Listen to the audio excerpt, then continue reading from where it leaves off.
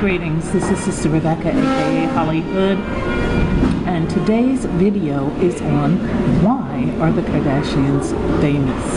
And I'm going to share something with you that some of you may know, but most of you do not know. So I'm going to jump right into it, and I'm going to present you with all the facts like I always do. So here we go. Okay, the story begins in 1809. A dark-haired woman strode through the deep forests of Armenia. The rain lashed down through the trees, the water making her robes heavy and thick, but she was determined. The young woman was named Kiko Kardashian, and she was the great-great-great-grandmother of Kim, Kourtney, and Khloe. She was beautiful, but her life was hard. At 19 years of age, she had had her first child. Intent on forging a better future for her offspring, Kiko sought out the witch clan of the Chicago Woods. The witch clan possessed powerful magic, dark spells, and ancient curses that had made them enemies of the Armenian state. Now, deep in the dark woods, they practiced their arts away from the prying eyes of an increasingly modern and intolerant society. Kiko walked for days and days, her eyes fixed to the rough and ancient trails of the vanished woodland tribes. Follow your heart, they told her, and you will find the clan. But be careful, they had said, for the witches will demand much of you, much more than you can imagine. Kiko walked for days. Finally, she came upon a clearing of gnarled trees that rose up from the earth like tortured hands. Beyond the rough clearing, beyond the dark earth, the mouth of the cave gaped like a throat of a beast. Within, faint traces of flame cast shadows in the depths, ghostly tremors of life and movement. Witches, witches, Kiko cried, hear me. Her words echoed back from the cave. Unnatural and stripped of all humanity, I come seeking a better future for my kin, and I offer you all that you wish to take. I offer you my soul. Soul, soul, soul. The words echoed back, each repetition louder than the first. Movement, solid movement from within, cloaked and hooded figures began to emerge. They moved like flowing mud, connected to the ground, to the soul of the ancient earth. Soul, you say? Said the first. A woman's voice, but something more, something stronger. 4 witches now stood in the clearing, eyes fixed upon Kiko from beneath their tattered hoods. Soul, you say? You have a soul to give? I have a strong heart, but my life is troubled, said Kiko. No matter how hard I try, I cannot make my way in this world.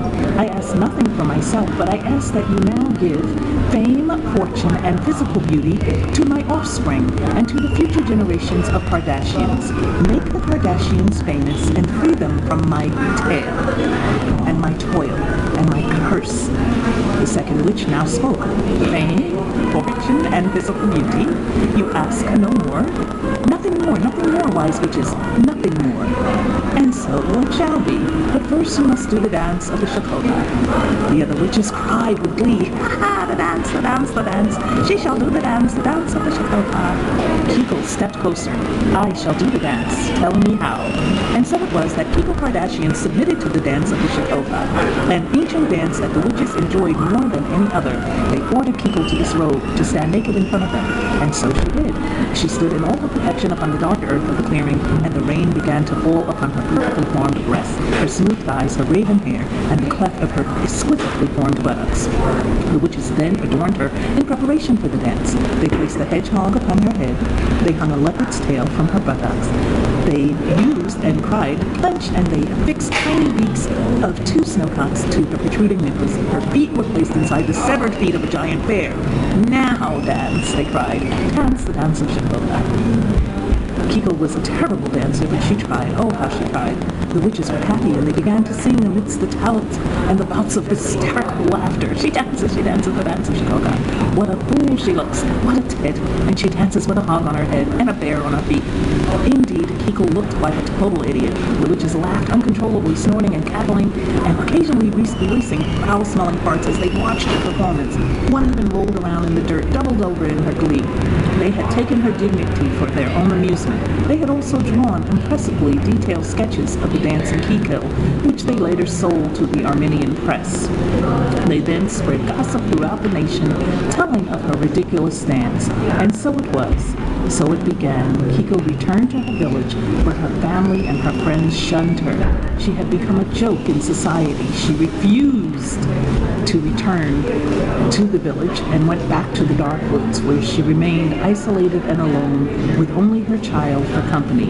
But the witches had not lied. Kiko was damned to loneliness, but her child and all her female descendants received what the witch clan of Shepokha had promised: fame, fortune, and physical beauty, nothing more. Talent, wisdom, dignity, such things have been lost to the line of Kardashian women, but they have always had a strange capacity for achieving fame, fortune, and physical beauty, but nothing more. Nothing more. And this is why the Kardashians are famous. So, I wish, first of all, to thank StudioNo.com for the background for this story. They actually did the research in Armenia, and they were able to come up with this true tale of Kika Kardashian. So I wish to thank them for that. And let's go into actually now the current witch clan of Kardashians, which are the ones who exist today. Bear with me. Okay, so I know right about now it sounds like I'm hating, but I'm not. I just want to say that, this is real, folks. It's not a game. It's not a joke. There are so many people. If you read my book, Satan's Children, I talk about celebrities who have indeed sold their soul for fame. And this is what they do. And, it's generational. There are a lot of you. I'm African myself, and I can tell you, voodoo is real. Santeria is real. All of these different cults and crafts and things are real. There are people who believe in them, just like there are those of us who are Bible believers and we believe in God. There are people who believe and worship Satan and ask him for blessings, and he gives them. And not only that, the problem with it is that not only do these people bring curses upon themselves, but they also bring it upon the people that are linked to them. Most of the men who have been connected to these girls have not fared well. Ray J virtually dropped out of oblivion. You've got what's his name, Chris Humphries, and the other people that Kim has been connected to. They've all basically fell off after dealing with her. Their fame and everything disappeared right after her sinking her hands into them. Then you've got Chloe, who Lamar Odom, he fell off. Where is he? They said he had a crack habit. Nothing but bad news. Look at oh my God, look at Bruce. What happened to Bruce? God. I mean, he looks like he's under a spell or a curse. And then you've got, Chloe's now got her hooks synced into French Montana, and of course we know that his good friend and artist Chinks was shot and killed, and I still don't know the direct connection between these witches and that, but I would surely suspect that it is indeed some type of blood sacrifice. So my point being is that when you link with people who are into the occult, you have now become one with them, and this is why the Bible specifically speaks about fornication, because this is one way that you can wind up being linked to someone in something which is called a soul tie, and that is a very dangerous thing, because then whatever they're into, it's into you, whether you want to do it or not. You've accepted it by accepting the seed. And the other final thing that I want to say is that, there's also a connection in the fact that a lot of these Kardashians are attracted to black men, and they seem to seek out black men. Even the mother had a black lover. And my point being is that, a lot of people don't know this, but there's a lot of power in black blood. So when you're dealing in the occult, be aware of the devices that they use. And everybody that says, I love you doesn't necessarily love you. It's just like the Bible says, toward the end time there will be many that will come before the Son of Man and say, Lord, Lord, and he will say, depart from me, because I know thee not. So that's the end of today's message. I thank you for watching. God bless you.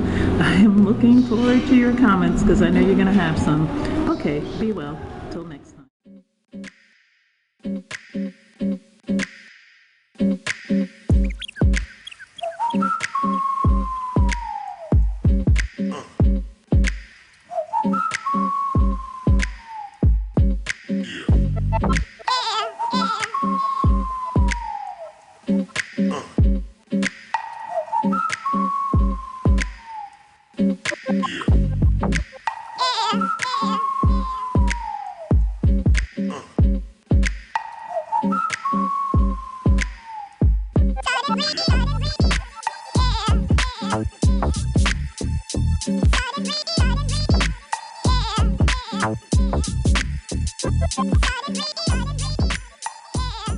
Out.